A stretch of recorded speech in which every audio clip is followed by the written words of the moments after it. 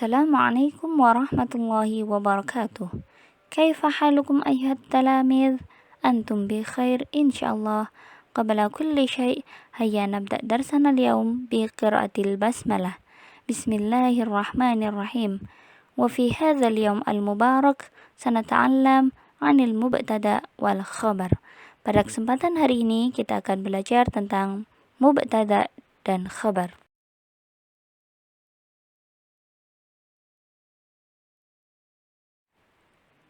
Sebelum kita mempelajari tentang mubtada dan khabar, kita akan belajar dulu tentang huruf jar. Di slide sudah saya tampilkan beberapa contoh dari huruf jar. Untuk memudahkan hafalan kalian tentang huruf jar, maka simaklah lagu berikut ini.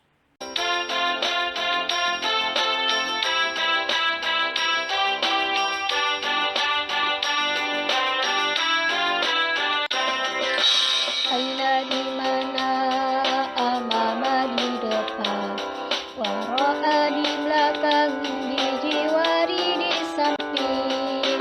Aina di mana, amama di depan, wara'a di belakang, di jiwari di samping. Fauqa ala di atas, tahta itu di bawah.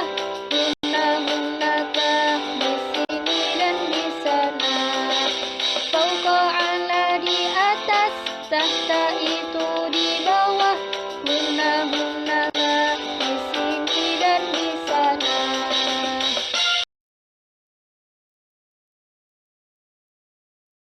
Yang perlu diperhatikan dalam membuat kalimat menggunakan huruf jar adalah kata yang terletak setelah huruf jar harus berharokat kasroh. Contoh kalimat yang pertama, al-madrasatu amamal masjidi. Contoh kalimat yang kedua, al-kursiyu fil fasli.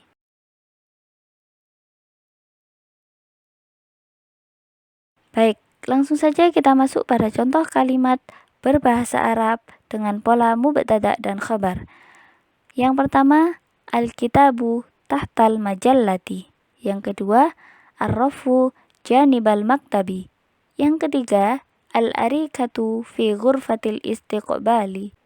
Yang keempat, al-misbahu fauqal mindodati.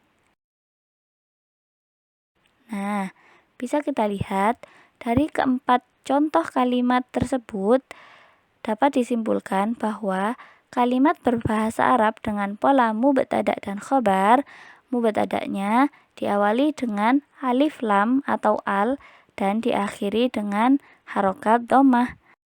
Sedangkan untuk khabarnya diawali dengan huruf jar dan diakhiri dengan harokat kasroh.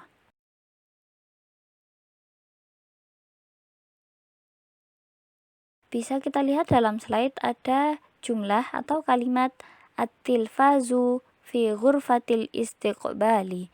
Coba tentukan mana mubtada dan mana khabarnya. Tepat sekali. At-tilfazu berkedudukan sebagai mubtada dan fi ghurfatil istiqbali berkedudukan sebagai khabar. Nah, pola kalimat seperti ini bisa juga kita balik menjadi fi ghurfatil istiqbali tilfazun.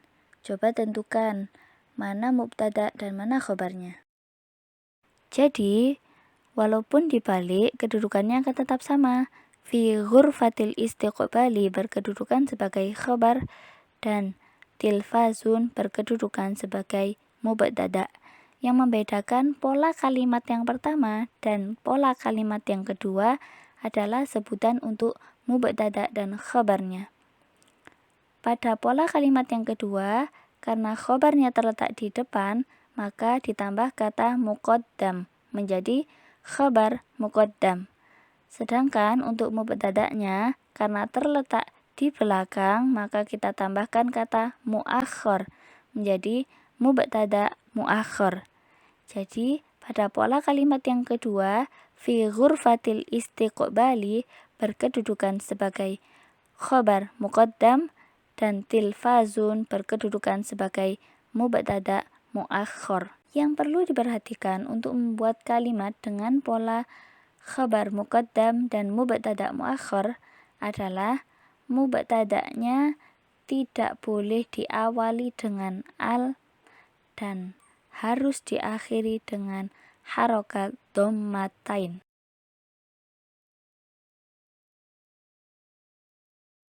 Sekarang kita akan berlatih merubah kalimat dengan pola mubtada' dan khabar menjadi kalimat dengan pola khabar muqaddam dan mubtada' muakhir. Hal pertama yang harus kalian lakukan adalah menentukan mubtada' dan khabarnya terlebih dahulu. Setelah itu, khabarnya kalian letakkan di depan dan mubtada'nya diletakkan di akhir. Contoh kalimatnya, az-zahriyatu 'alal maktabi.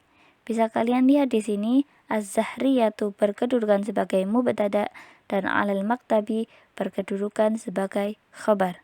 Maka jika dirubah menjadi 'alal maktabi zahriyatun. Berikutnya kita akan berlatih untuk merubah kalimat dengan pola khabar muqaddam dan mubtada' muakhir menjadi kalimat dengan pola mubtada' dan khabar. Caranya sama dengan sebelumnya. Hal pertama yang harus kalian lakukan adalah menentukan mubtada' dan khabarnya terlebih dahulu. Setelah itu, tinggal kalian letakkan mubtada'nya di depan dan khabarnya di belakang. Contoh kalimatnya, fauqal mindodati misbahun. Bisa kita lihat di sini bahwa fauqal mindodati berkedudukan sebagai khabar muqaddam dan misbahun berkedudukan sebagai mubtada' muakhir. Maka jika kalimatnya dirubah menjadi al misbahu fauqal mindodati.